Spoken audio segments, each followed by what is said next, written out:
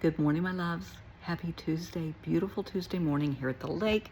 A little cloudy, a little bit, not bad. The sun's just starting to come up. It's, 6:30 or so here. And I have an interesting topic. I think it's interesting, at least, of course. So in my practice, whether it is my healing practice, because they're now calling it energy healing. I used to call it Reiki. It's essentially laying on of hands, and I've been doing this since I was 3, and I can do it in person or I can do it remotely. I have clients all over the world, the UAE, the UK, of course, throughout the US. I've been doing this forever. But whether it's that type of that side of my practice or it's my trauma therapy side of practice, it's very important to me and to the clients that I incorporate their belief system into the practice, okay? Everybody's belief system is their own. No one has the right to judge your belief system. That's yours. That is, in my opinion, the most sacred thing in your life is your belief system, your connection, excuse me, whether that's your connection with God, your connection, if you want to say the universe, creator, Allah, whatever, that's yours. Nobody should speak ill against that. If somebody doesn't believe it, God bless, go believe whatever you want, but this is mine. This is how I believe. So I deal with people all over the world, so that means I have people from all kinds of different religious beliefs. I think that's beautiful. I love that. And I try to be as supportive and nurturing as I can and incorporate that into their healing journey. It's really important. So if it's something I'm not familiar with, hey, I'm going to educate myself on that. I don't judge. Please don't judge anybody because they believe differently than you. Then they pray differently from you. And I talked to someone, this was, 30 years ago. I talked to someone that was really, really upset because they had traveled out of the country and they went to church in a different country and that country didn't speak English. And they were really upset that they weren't praying right. Well, honey, when you're in France, they're going to speak French, you know? It's okay. Just take a breath. But people get so caught up that it's not my way. It doesn't have to be your way. God understands. God, the universe, creator, Allah, whatever, understands all languages. Understands what's in your heart and what's in your mind. Understands what's coming out of your mouth. It can be very contradictory, can't it? Imagine that. So anyway, I try to incorporate that into my practice. And that brings a lot of comfort to a lot of people. That needs to be the cornerstone of your life. That's my opinion. May not agree, that's fine. Back in the olden days, the dinosaur days when I was growing up, remember, I was born in the 1950s. Yeah.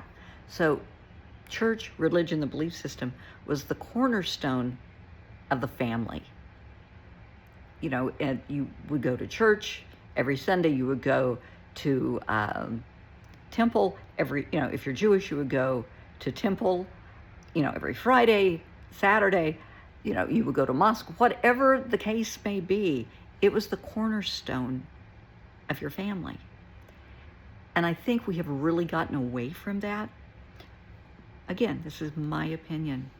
I think if you have a belief system, whatever that may be, it's totally up to you. But please allow that to ground you. Allow that to be the cornerstone of your life. Find comfort there. Find solace. Find strength in your, I'm getting the hiccups. I've had the hiccups off and on all morning.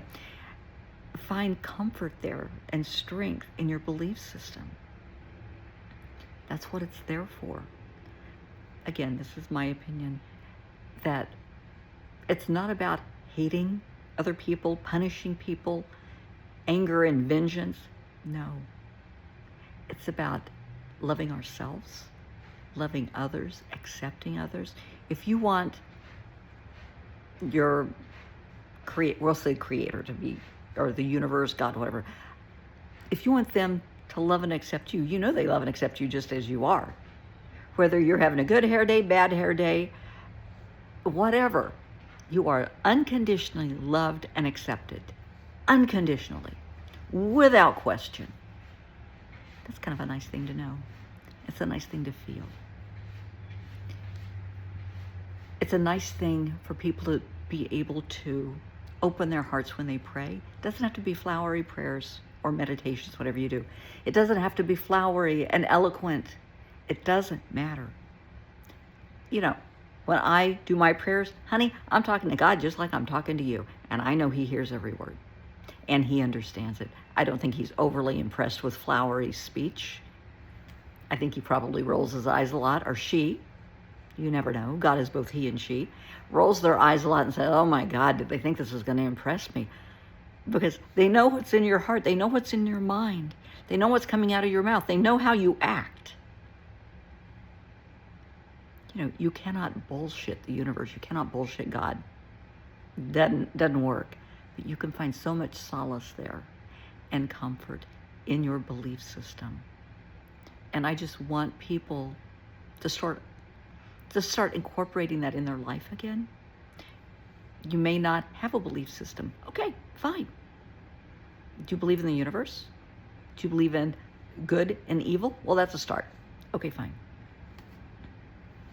That's fine. Because we all know there is definitely good, and Lord knows that there is a lot of evil in this world right now. A lot. But just find comfort and faith, knowing God knows all, sees all, hears all. Oh yeah. Everything, all the time. Nothing gets past Him. So most often, I think, will give you enough rope to hang yourself, you know? Will give you time and time again to make amends in your life, to turn things around, and you don't do it. Again, this is just my opinion. And I'm going off personal experience. I'll share this with you. So back in, let me think, the 80s, 1980s, life was very different than it is now, of course. It was the 80s. I'm not trying to sound arrogant. Please don't see it that way. I'm being honest.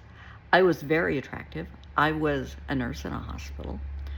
I made very good money. I was a single mom, spoiled my child just horribly. But I looked good, and I knew it. I had standards. I mean, I still have standards for people I go out with. But back then, they were ridiculous. But just to be blunt, I was a total flaming bitch. I really was. I was awful. But that was kind of how women behaved. You know, the snotty, snarky, you look good, you don't touch me kind of. Yeah, I've come a long way since then. I've grown up. But this was the 80s.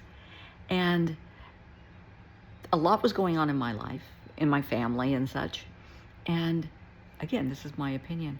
God will kind of give you a little tap on the shoulder. Hey, come on. Seriously? Get your priorities together, get your shit together, and you ignore it. So then He might give you a little bit of a shake. Hey, you know, would you? Just pay attention to what I'm trying to tell you. And of course, we blow that off.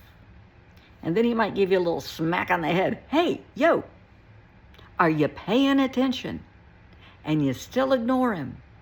So that rug you're standing on, He will pull that right out from under your feet, and you will fall flat of your ass. Guaranteed. Because I did.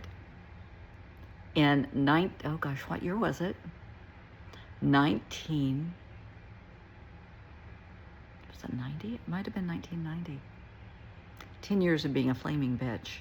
A beautiful flaming bitch, but I was a flaming bitch. I had a heart attack. I was young, very young. I was pulling double shifts. I was a single mom, doing the best I could. I had an attitude. Oh my God, did I have an attitude. But everybody did back then, but it didn't make it right. And, you know, yeah, I had the rug pulled right out from under me. It wasn't because I smoked. I never smoked. It wasn't because of my diet. I weighed pretty much the same then that I weigh now.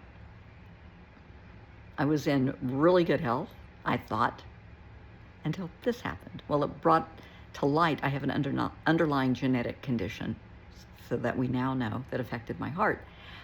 But that will get your attention. real quick, when you're in your early 30s and all of a sudden, boom, welcome to the world of cardiovascular disease. Yeah. Ended up years later having a pacemaker. I have a lovely pacemaker. But it was a big reality check. It brought everything into focus. Everything came back to center. It's like, whoa, what the hell have I been doing with my life? And I made some big, drastic changes. And I'm glad I did. And, I reprioritized and I brought my faith, my personal belief system, and I am very spiritual. I brought that to the forefront. And that's when I started meditating more and praying more. Huge difference in my life. Obviously, I have softened enough, a lot. Anybody that knew me back then and knows me now, I get teased about it a lot. From friends that knew me back in the day, because I was not a pleasant individual. So pay attention to what the universe, God, is trying to tell you about your life. Because trust me, baby, someday that rug is going to come flying out from under you and going to fall flat of your ass, just like I did. So pay attention. Allow your faith, whatever that may be, whatever you believe in, however you believe, however you pray, that's great. I'm in your corner, but do it. Allow that to be the cornerstone of your life. Find comfort in that. Find strength in that. Because whomever you pray to, even when you're giving up on yourself, God, the universe, creator, whatever, they don't give up on you. They're still there. Even when you get mad and you're yelling and screaming and pissed off at them, and trust me, we've all had those moments when you get mad at God. Got big shoulders, they can take it.